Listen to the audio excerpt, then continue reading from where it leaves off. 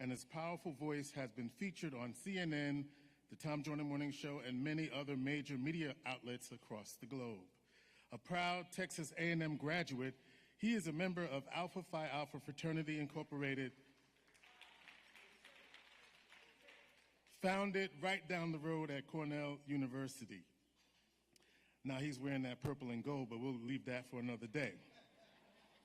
He is also a member of Sigma Pi Phi fraternity, also known as the Boule. Roland Martin continues to challenge the status quo with bold, honest journalism and a commitment to justice and truth. Now, this is not his first time in the Cuse. He was here previously, several years ago, when he spoke at Onondaga Community College. Now, we had a chance to chat briefly, and I loved the way he challenged the youth to speak up, read, and use their intellect. Please join me in welcoming tonight's honoree and speaker, Roland S. Martin.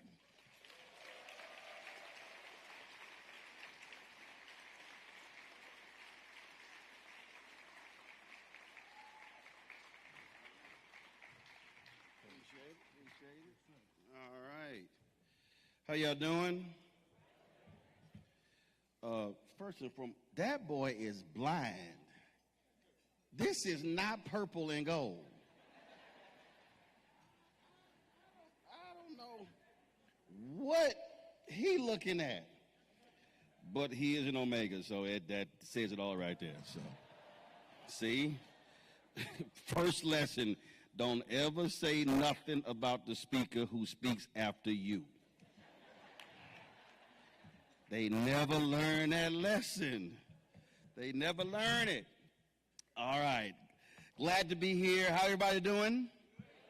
It is so glad to see folks. I think it's my third or fourth time here in Syracuse, and I'm glad to be back. And, of course, I've done numerous Freedom Fund dinners across the country and always been supportive of our civil rights organizations, the work that they do.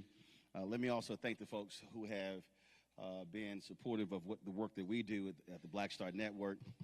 You know, it was almost 7 years ago when I launched Roland Martin Unfiltered after TV One ended, News One Now, and there were, it was very interesting because I remember reaching out to the folks at YouTube, and they were funding a number of different efforts, and the folks there literally said that black news would not work.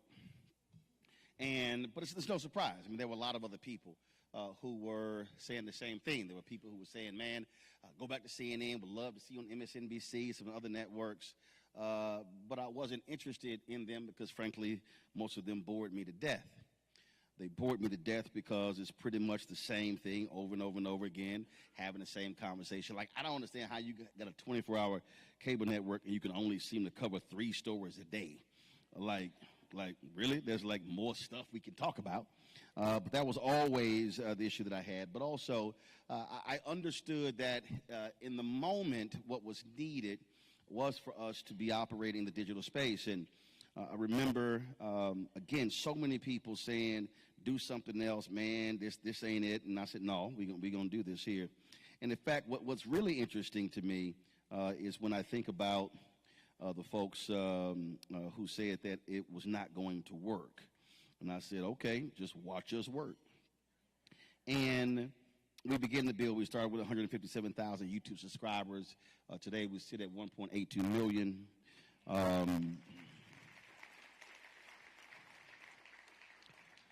When YouTube a month ago started their top 100 podcast, we were number 78, then went to 67, then to the top 50. The only black news show on there. Everyone else was African American. They were sports or entertainment. And I purposely don't spend time covering those stuff. I don't care about a single damn housewife. I don't care about any reality show. I'm not about to sit here and have a whole bunch of back and forth when it comes to whether Kobe or LeBron or Michael Jordan is the greatest. Because I think the problem is we have so much of that already, but we do not have a whole lot of folk just focused on news and information. And we launched the show, we launched 4 other shows, and understand again, what happens when you do the work. When we were in Chicago for the Democratic National Convention, when you reach a certain level, YouTube assigns you your own person, and they told us that when they grouped us in the same category as all of the other, they put us in the category of the progressive shows. We don't call my show is not progressive, it's not conservative, we're not liberal, we're not Democrat, we're not Republican, we black. And I say that because we purposely center African Americans, so we're not a part of the conversation, we are the conversation. And they said they were surprised and shocked when they tabulated all of the shows that we had the highest watch time per viewer out of all the shows, including those that were far larger than ours. And that means that folks were truly engaged in our content. We've had some 36,000 donors since we started. We don't have any millionaires or billionaires. We fight in the ad industry every single day.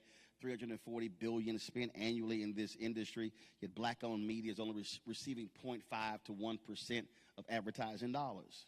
And that's one of the reasons why you don't see the growth among black newspapers. You don't see the growth when it comes to black digital outlets. There's a reason why when you look at the black cable networks, you don't see a single news show. The only show on BET, it's a monthly show that's 1 hour. And it's a whole lot that happens that we can't cover just in 1 hour per month. And so that's what we've been able to focus on. And so so many of you have stopped me and said that you subscribe to our channel, that you are a donor to our show. And one of the things I really appreciate about our fan base is I'm very frank with them. I say, listen, this is not going to be like, PBS or NPR. I'm not sending you a hat, a shirt, a tote bag. No, literally, I said if you donate to the show, all the money is going back into the show for the content and producing that. And we probably have had maybe 100 people complain about not getting something. But the other 36,000 said what we're getting is the news every single day from our perspective. And so that's why it has been fantastic in what we've been able to do. And we're streaming this right now, and that's the other deal. See, when you own it, you ain't got to ask.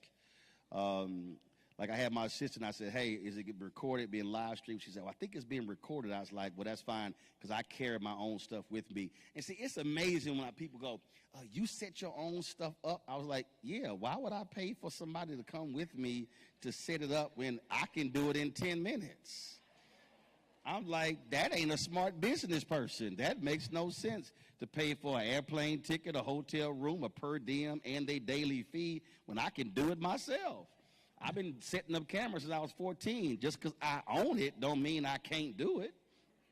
And so we always good to go. So we're streaming right now, and then of course we will have it available later. So we're looking forward to that. And so again, so folks are watching, and again, this is why it's important. There's so much stuff that's being covered all the time. So much stuff that we cover, and so we appreciate that.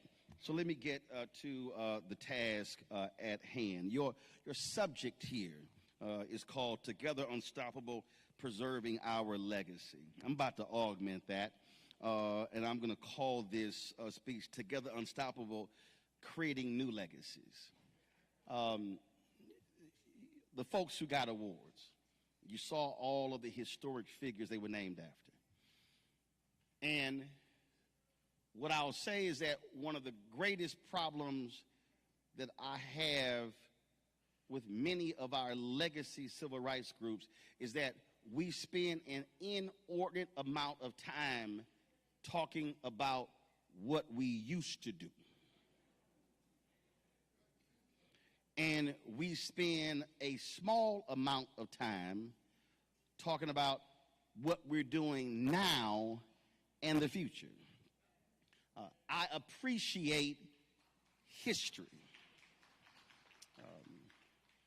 I appreciate history. I appreciate the historical record. I often talk on the show about who did what and tying these things together, but I'm not interested in 2025 with preserving a legacy, because if we're talking about preserving something, that means that we're trying to hold on to something that we used to do.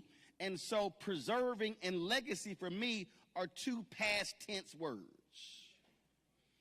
And so we cannot have active organizations and we are thinking and operating in the past. Because how can we talk about what we're doing today if we're fixated on what we did last year?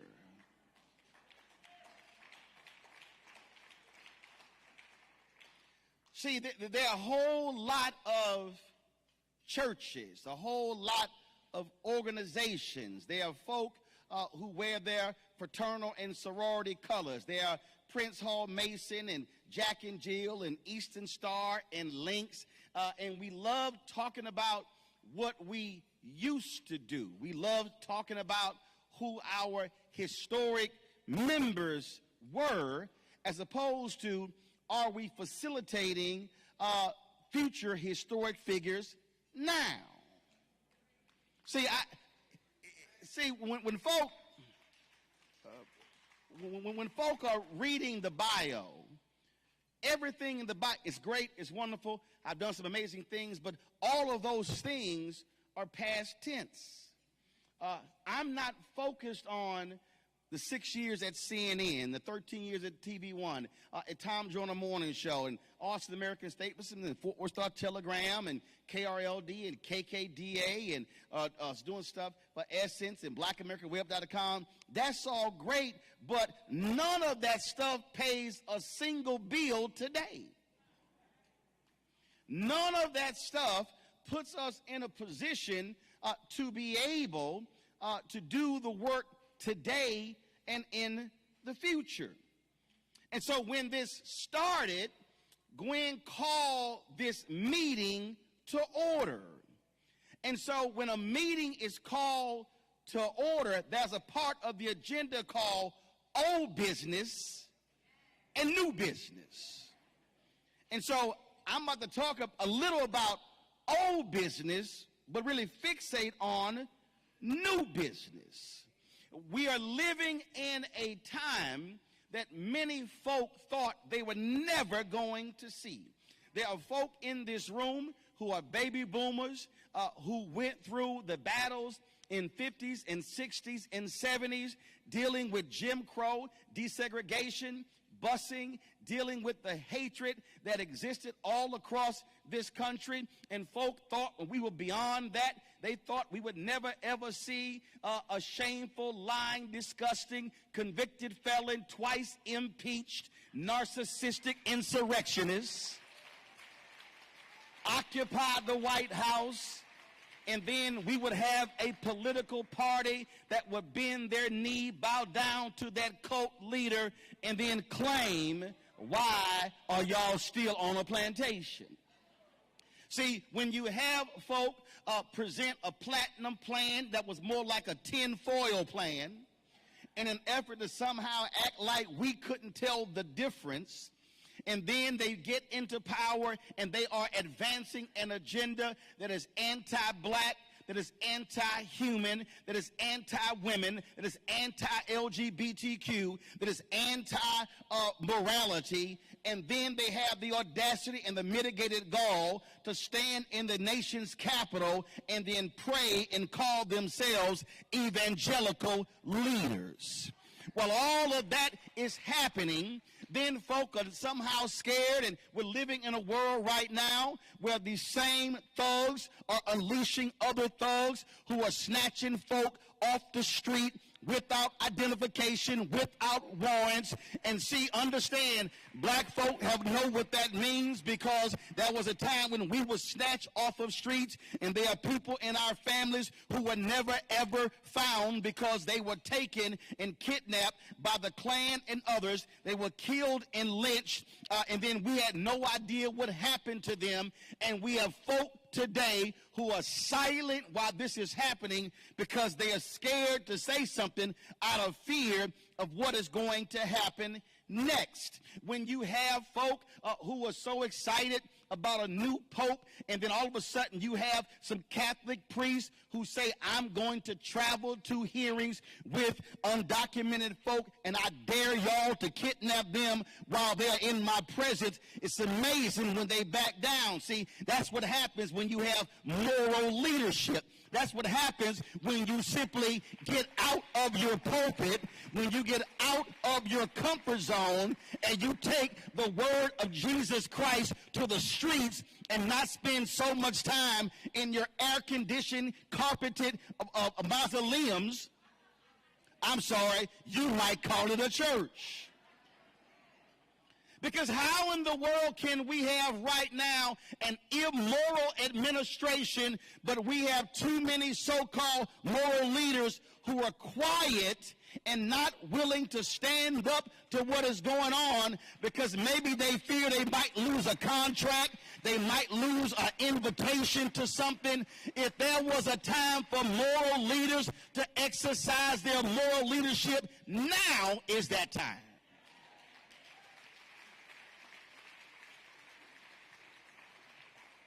Some of you may have seen the last few days, I had a few words to say for some black Baptists.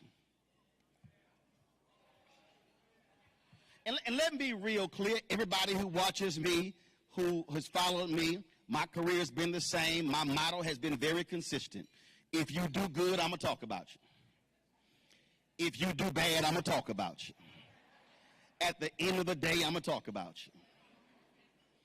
And for the past 18 weeks, we have seen African Americans and allies all across the country boycotting Target for their rollback on DEI, when they promised in the wake of the murder of George Floyd that they were going to advance the number of black-owned products on their shelves, commit $2 billion annually to black-owned businesses. But because of the thug-in-chief's attack on DEI, Target and Walmart and numerous other companies pulled back on their efforts, and then they rolled back. And on January 24th, they made their announcement. On January 27th, their stock price was $142.50. And when we said we're not going to go in your stores and stop buying your products, that stock price dropped to almost $91.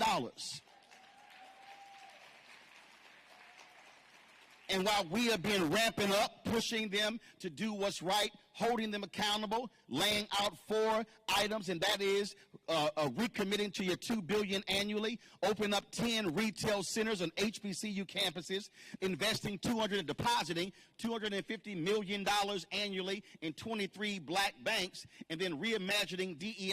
While we have been sitting here doing all of that hard work, here comes along the National Baptist Convention USA, along with COGIC, and along with the National Missionary Convention of America, so-called representing 43,300 churches, and then they decide to go meet with Target and then walk out with a $300,000 check. Here we are trying to advocate for $2 billion for black-owned businesses, and they walk out with $300,000 per church. I broke the numbers down. It came out to about $3.22 a church. Hell, I got $1,000 on me right now. I could fund probably 200 or 300 of their churches if that's what the going rate is.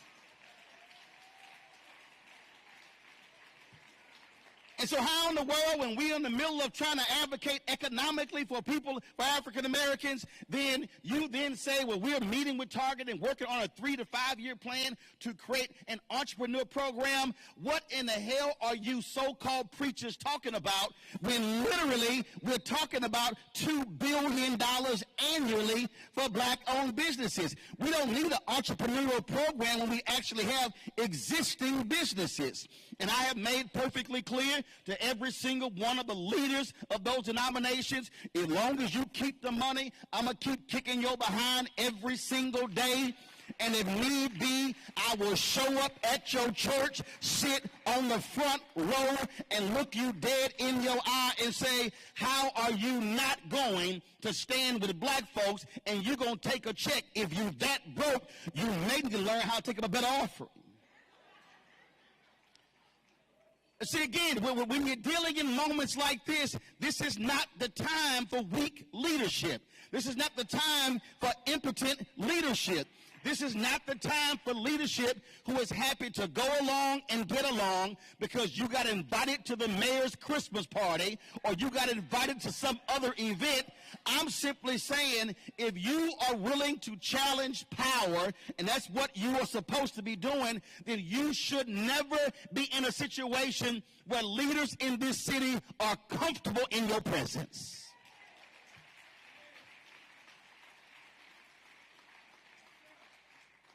Had a brother hit me. He said, man, a particular black mayor, he said, man, he don't think he like you. He said, he don't think you like him. I said, first of all, I don't even know him. I said, it's not that I don't like him. I disagreed with something that he did. And I said, and I chose to actually say it. And see, what's a problem for so many people, that we are so fixated on just making other folk happy and being friends. Let me explain something to y'all. My mama had 7 brothers and sisters. My daddy had 8. On my mother's side, my grandparents lived 8 blocks from us. We spent every Sunday at my grandparents' house until my grandfather died when I was 15 years old. And then we still went to the house when my grandmother was a widow. Now, the 8 kids had 39 kids. The 39 kids had 72 kids. The 72 had more than 120. So let me be real clear. I don't need no friends. I never spent the night at a non-relative's house until I got to college. And so I ain't afraid to say what needs to be said.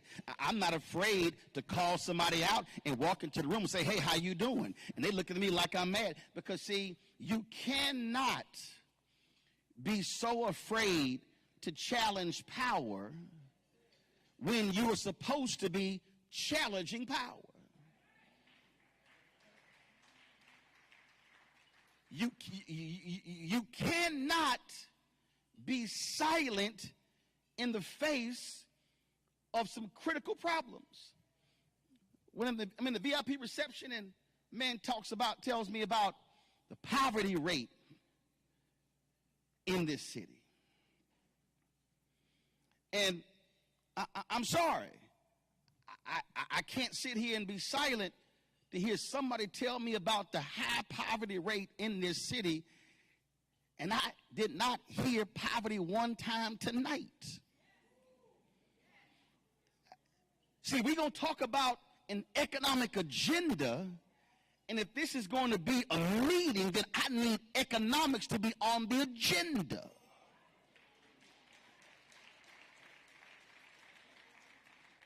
When I go into any city, I ask the question, name me the top 5 black-owned businesses in the city. And then I want to know what area they are in, what their annual billing is, how many employees do they have. Because, see, if you are not having a money conversation, you're not having an American conversation. We can talk about mass incarceration, that's money. We can talk about an education problem, that's money. We can discuss health disparities, that's money. You pick me the category, I guarantee you money is tied to it.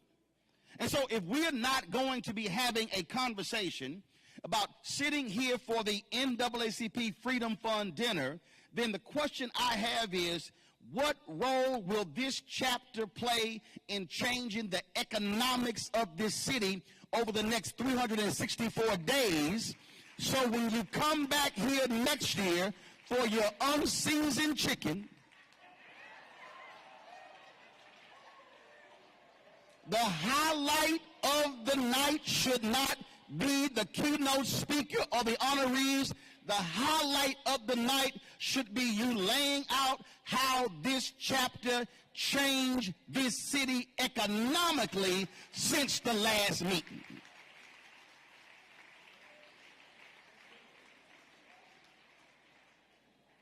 See, I'm not interested in Negro check-off events. I'm not interested in folk that buy tables or at NAACP event. We're going to do this event. Go there, take selfies, photos. We showed up. We good. We got our black card check for the next year. No. If you are sitting in this room, then, and this is an annual meeting, what you should be saying is, how am I, whether I am black or white or Latino or Asian or Native American, whether I am a man, a woman, whether you are LGBTQ, transgender, non-binary, whatever you want to call it, it does not matter. You need to be asking yourself, how am I committed to the goal and the objectives of the NAACP, and if I'm sitting in this room and I am not committed to what their agenda is, then my advice, no disrespect, even if you paid for your ticket, is send somebody next year, because it is a waste of space to sit here and give the public facade that you are down with the agenda if you're not willing to work on the agenda.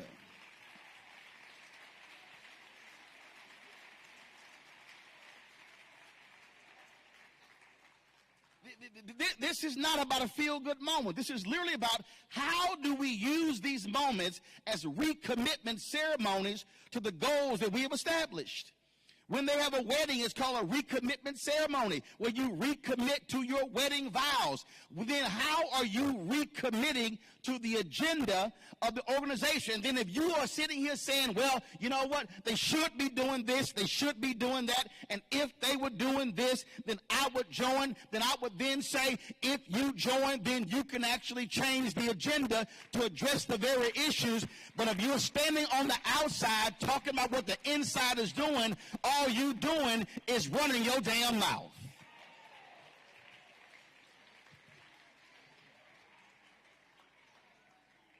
See, I'm just not interested in playing games. I'm not interested in being in this state where you have a governor that cuts a deal to spend more than $1 billion on a football stadium for a team in Buffalo when the team is owned by billionaires. And so it's amazing when folk tell me we cannot fund money to feed the poor, to clothe the hungry, but we sure as hell know how to find money to build stadiums for billionaire team owners that can afford to build it themselves.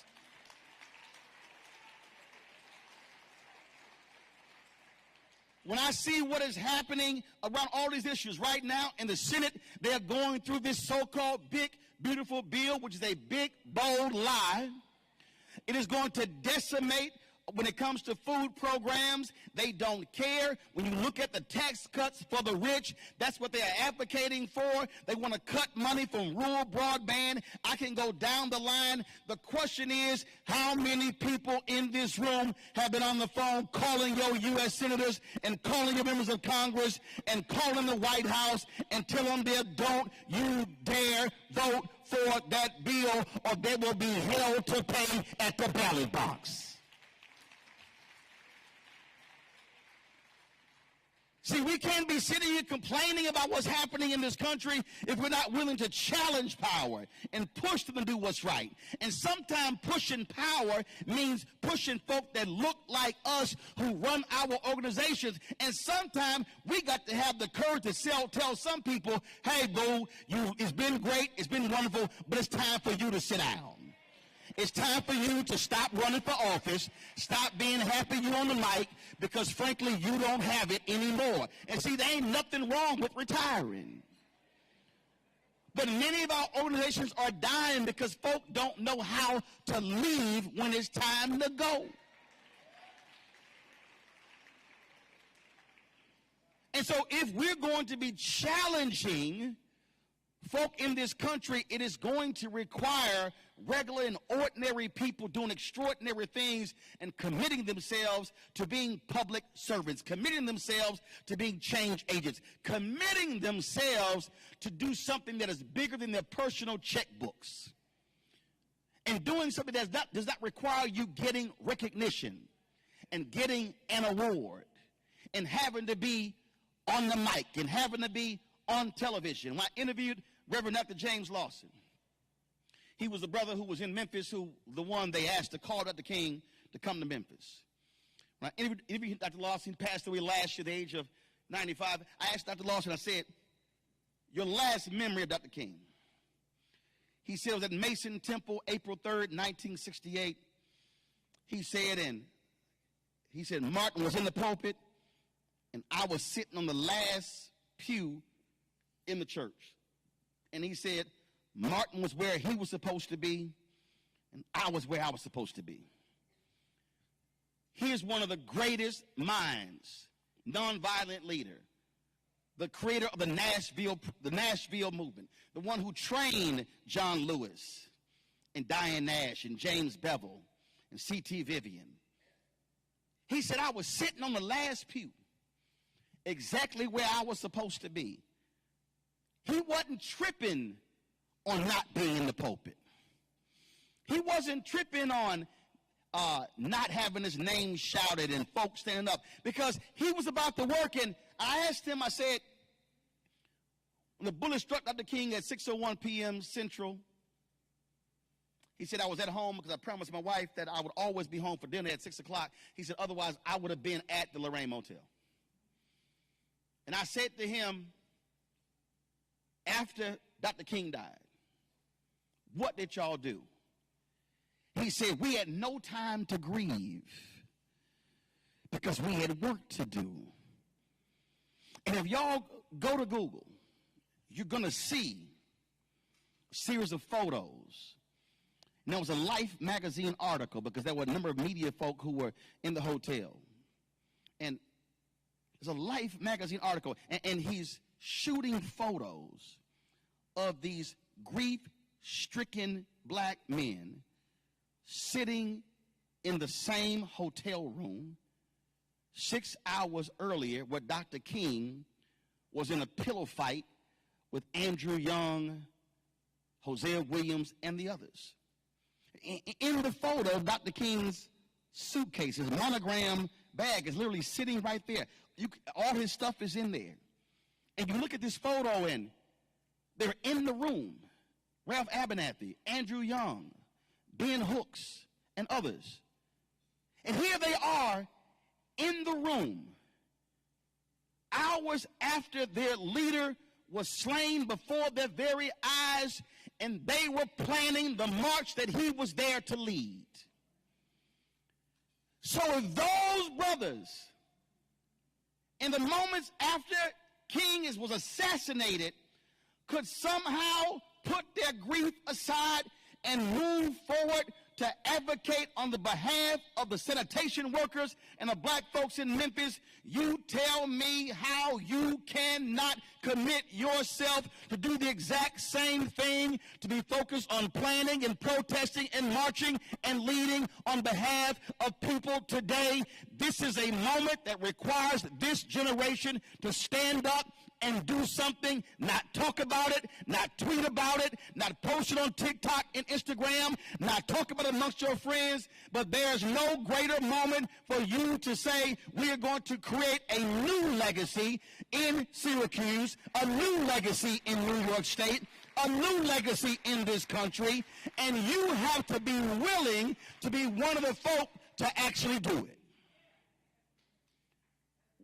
it. Which means that after this dinner is over, you got to do what Ella Baker told the SNCC workers. She told them, she said, listen, when y'all go down to Mississippi and Alabama, she said, them black folks may not have a college education. They may only have a second and third grade education. She said, but they're smart. And you need to take your college clothes off and put your overalls on and sit down and ask those folk, what is it that they want to see accomplished. And what I'll say to you in here is that you're going to have to get out of this ballroom, take off your suits and ties, put on your work clothes, and go into neighborhoods many of you may avoid, to sit down and talk to folk who you don't necessarily want to talk to listen to what they have to say, and ask them, what is it that you want us to do? And then once they say that, then you say, we are here to stand with you to actually make that become a reality. Because one of the reasons people are so frustrated and angry and they believe they can't do anything is that nobody cares about them. Because the reality is a lot of folk avoid them, don't talk to them, don't sit with them. And if you had a Dr. King who had the audacity to go to Memphis to sit down with 1,100 sanitation workers, then you can't tell me you can't go into neighborhoods in this city and convene with folk and talk to folk. And so I suggest that you take your next meeting out of a ballroom, out of a rec center, and take it directly in the heart of the community and tell folk we are here to listen to you. We want to enlist you in this battle, because if you're going to change anything, it's going to require people to stand up and use their collective action to move. The same sermon, April 3rd, 68, Dr. King said that black people collectively, individually are poor, but collectively represent one of the largest economies in the world. He said, but we cannot change anything unless we move together. That's the collective part. So that's half of your slogan here. You cannot become an unstoppable force if you're not moving together, if you're not sitting here consulting and talking and moving ego aside and pooling resources. I can tell you, because we've seen the evidence, that when people of conscience come together, black or white or Hispanic or Jew, Gentile, it does not matter, atheist, doesn't matter, who care about the issues, we can see a level of change that will shake the foundations of this country. But it requires you to commit yourself to the action, and so you have to do that here. You must commit yourself to do something. Pick one area that you are going to work on, and understand it's not going to be easy. You're going to have to deal with folk who are going to say you shouldn't be here. But see, I understand that, again, when folk understand a vision and they come up with a vision of change and then they begin to build, then it actually can get done. Because if anybody who actually reads the Bible and you read Nehemiah, you will understand that Nehemiah had a vision, because Nehemiah was crying and was crestfallen when he got word that the wall of Jerusalem had crumbled. And Nehemiah, then the king said Nehemiah was wrong, and he told him, well, go see about your people. And Nehemiah came back and he observed the wall, and then he came up with a plan of action. Then he went to the people and told the people his plan. And if you read your Bible, it will say right there, the people said, let us rebuild. Not Nehemiah, not the leaders, but the people said, let us rebuild. Which means that you cannot come up with a plan of action if you don't go talk to the people. When you go talk to the people and the people get your vision, the people are going to say, let us rebuild. And then when they begin to build, the haters were saying, y'all can't do it. Nehemiah said, keep building. And the haters said, y'all can't finish this project. Nehemiah said, don't worry, keep building. As they made progress, the haters said, oh, no, we got to stop y'all from building. So they began to attack them. Nehemiah said, keep one hand on your weapon and you keep building with the other hand. Do you understand? If you start doing what I'm talking about, it's going to be some haters in your city. It's going to be some folk who look like you. It's going to be some folks who are at your country club. It's going to be some folks who go to your church who you think are with you, but they're not with you, but they are haters. But you have to keep building. See, but the beauty of keep building is you don't stop, because when you actually finish, then they start recording the names of the folk who actually did the work. And so when you read chapter 2, 3, and 4, they start saying, these folks built this portion of the wall, and these folks built this portion of the wall. See, ain't it something? Not one hater's name is mentioned. Not one naysayer's name is mentioned. but it only mentions the folk who built their portion of the wall. Now, why is the portion so important? Because the person on the west side can't be so fixated on what the folks on the east side are doing. You got to focus on fixing your west side gate.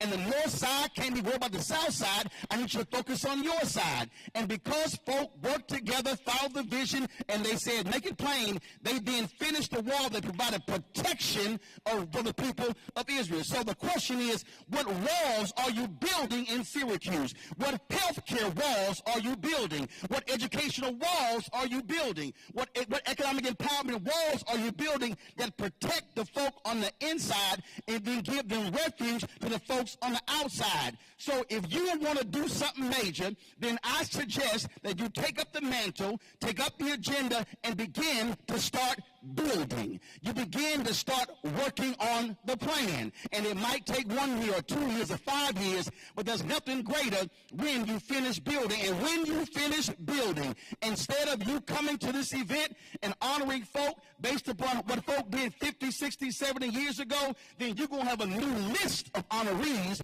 because you're going to be honoring people who did something in the past 10, 15, 20, or 10 years forward and not 50 years back.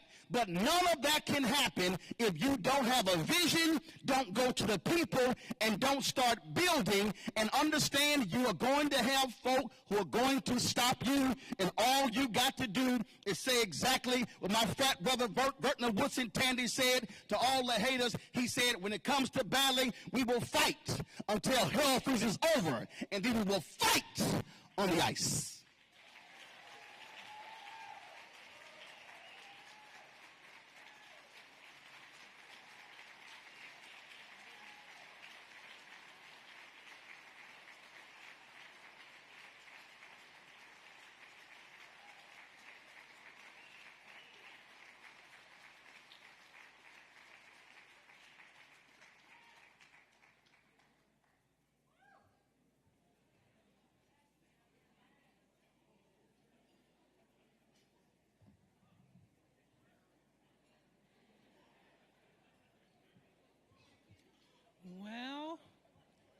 Well, well, he done talked about the chicken. He done gave us some assignments.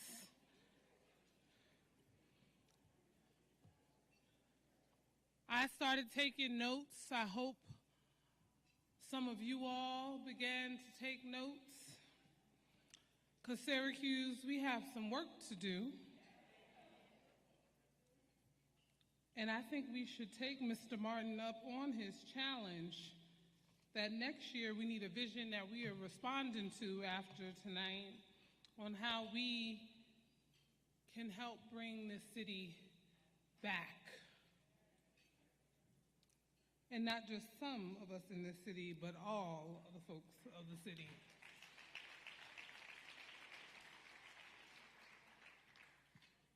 And so make sure you look at who's at your table when y'all see each other at Wegmans or Tops or downtown at the market, that we're having this conversation, that we're considering what our role is in helping to address the future for ourselves, for our young people.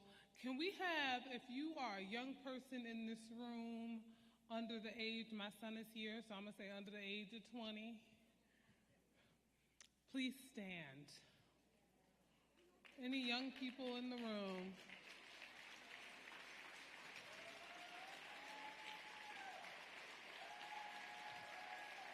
Or even if you still consider yourself young, this is our future, and tonight we need to keep talking about the vision, keep talking about the economic impacts. I'm not here representing Center State CEO today, but I need y'all's help at the table. And we need to keep talking about where are we in the fight to help establish more Black and brown businesses? Where are the opportunities for our young people to take advantage of the next things? Where are we doing more work to help the educators, the community activists, the community leaders, the nonprofit leaders to provide the services needed? So thank you, Mr. Martin, for reminding us of that. Let's give him another round of applause. Roland Martin, everybody.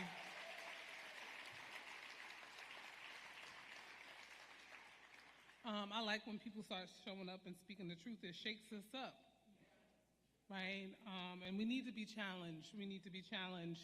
The next matter of business before we close out this evening, on your tables, there are membership cards. Please complete them, and as you are leaving tonight, take your photos, connect with who you're going to be building and working with over the next year as we work towards empowering the city, but also consider joining the NAACP and dropping those membership cards in the box as you leave out this evening. Okay? Okay, so I did that. We hope everyone had a fabulous dinner. We want to thank the Freedom Fund Gala Planning Committee. They have helped to make tonight's event a success. And did we not all enjoy ourselves? Let's give them a round of applause for the dinner committee. Hold on 1 second, y'all. Hold on. Go ahead, Martin. Go ahead. You ain't doing this right. Okay, all right. So first of all, you ain't leaving no damn cards in a box, okay?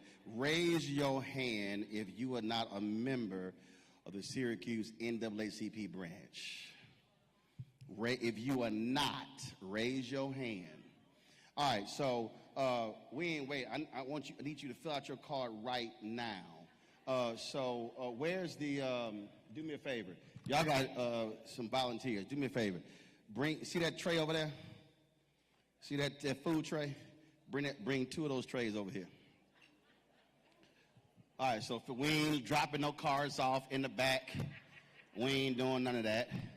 I want you to fill your card out, and then if you fill your card out, raise your hand. All right, so good. So you go ahead and stand up. Stand up. Come on, put that tray right here. Put that tray right here. There you go. All right, pull it back here. Pull it back this way. All right, so if you fill your card out, I need you to stand up right now, walk on down this aisle, and drop your card right down here. We ain't doing that box stuff. How much is y'all membership? Yeah, y'all, it's $30. Y'all spend more in Starbucks on one trip than it costs to be a member of this chapter. So Gwen said they got 150 people on the roll, 12 active members. So we need to have at least 50 new members right here. Gwen, come on, I need you to count card. Come on, Gwen. I need you to be counting, Gwen. Okay, come on, keep going. Okay, if your table didn't have a card, raise your hand. We're going to drop a card off at your table. Okay, we're trying to get 50 new members. Let me know how many you got. Y'all don't have cards? Okay, y'all, turn the lights on. I need y'all to turn the lights up in the room. I need y'all to bring some cards to this table over to my right. Come on, bring. Hey, where are the people with the cards? Where are the members with the cards? I need y'all to get up and move. This table over here, I got about 8 people over here that needs a membership card. If y'all have an extra card on your table, just walk it on over here. Come on, walk it on over here. Come on. Go ahead, how many we got? Hey. Membership is included in your dinner ticket. But you got to fill the card out. See, y'all ain't even got to pay. You already paid. So a membership to the branch is in your dinner ticket. All you got to do is just fill the card out. Y'all let me know when y'all, come on. You got your card? There you go, baby. Come on. You got your card? Come on up. That's right. I need y'all to turn the house lights up. I need to see people. If there's no cards on your table, come on, man. Don't worry about it. Come on, forget that photographer. Come on, drop your card off. We ain't waiting. We're trying to be here all night. That's right. Come on. I got a 6 a.m. flight. Let's go. All right. We're going to do this for 120 more seconds. Fill that card out. Walk on up here and drop your card off. I need y'all to be counting. Come on. Y'all, come on. We got some more people. Come on. Keep coming. That's right. If you're young, it don't matter. You can fill the card out as well. Come on. That's right. Keep coming. That's right. I see y'all coming. Hey, y'all need to put on some membership music. Y'all got the OJs back there or something? Y'all got any music like something?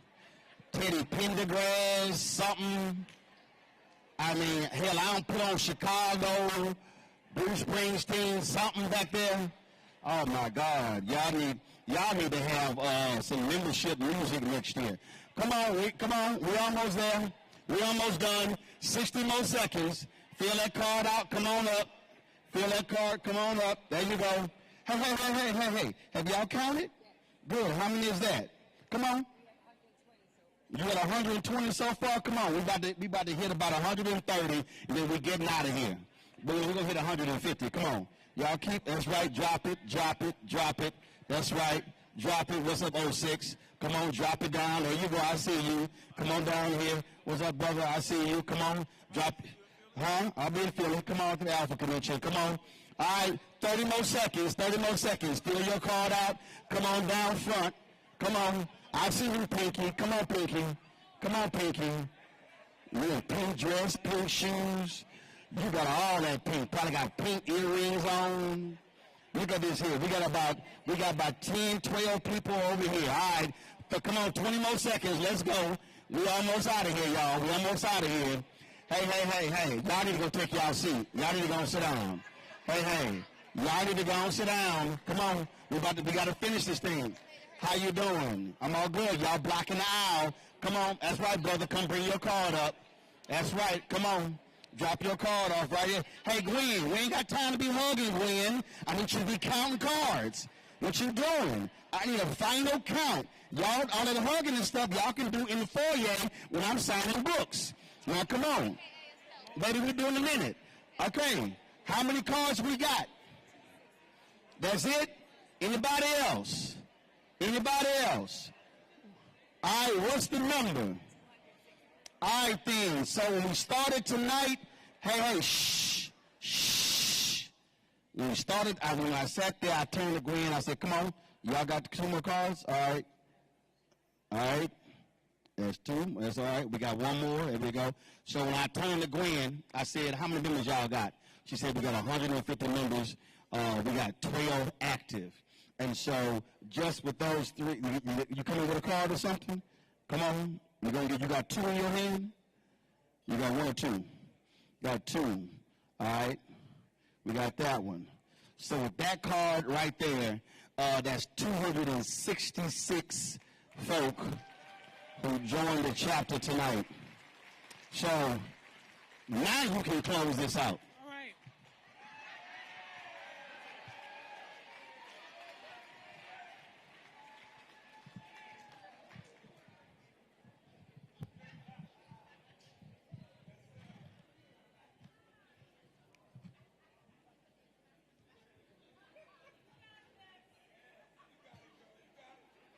Right.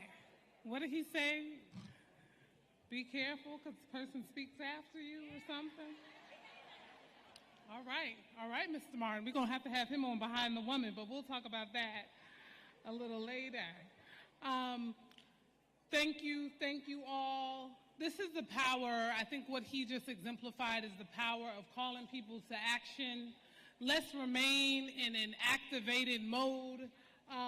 Tonight's theme was Together Unstoppable, and look what we just were able to accomplish. Let's continue thinking about how we preserve our legacy. And tonight, this could not be a more important theme as we witness the attacks on voters' rights, women's reproductive health. All right now, y'all. This is important. This theme, the call to action tonight, could not be more important as we look at the attacks that are happening on voters' rights, women's reproductive health, education, healthcare, all of that coupled with the continued and heightened occurrence of biases, discrimination, and hatred fueled against racial, cultural, religious, and gender groups across our country. Activity in the murder of Black and brown people, Black and brown bodies going missing across the nation. It is important that we stay the course, that we get engaged.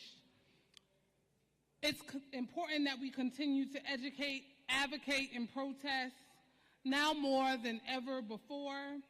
We need your hands. The NAACP needs your feet, your voices to join them in helping to dismantle racism and defend democracy. This concludes our dinner tonight. I want to thank the NAACP President Gwen for having me here. We want to say congratulations to our members, honorees, Mr. Martin. He wants everyone to know that he will be in the lobby signing books, so be sure to stop by and say hello, purchase a ticket, and thank him for joining us. We want to thank our sponsors. We want to thank the existing members and the brand new over 212 members of the Syracuse, Onondaga County NAACP. Now, don't just fill out the card and drop your name on the table. We need folks to get involved. We need you to get activated. We need allies, more so, we need accomplices. Let's continue to do the work. Thank you and good night, Syracuse. We will have our closing benediction by Superintendent Daniel Atkins. It's hard to put a preacher up behind a preacher, behind a preacher. But can you say with me, we are better together. So when you join tonight you joined, 200 of you joined. I want to see you at the next meeting. So I'm going to ask you to pursue what sets your soul on fire. So tonight, the NAACP has set your soul on fire. You got to get active. You got to get active. We had some friendship. We had some fellowship. We had dinner. Everybody's happy. And now we got some new members. I know y'all waiting for the preacher to stop. I ain't the Baptist preacher, so I ain't going to stop 3 times. But if you would bow your heads with me, we'll say the prayer from St. Jude 24 and 25. Now unto him who is able to keep you from falling and to present you faultless before the presence of his glory, with exceeding joy, to the only wise God, our Savior, be glory and majesty, dominion and power, both now and forever. Say with me, amen. Amen. Amen. God bless you. Thank you for this opportunity.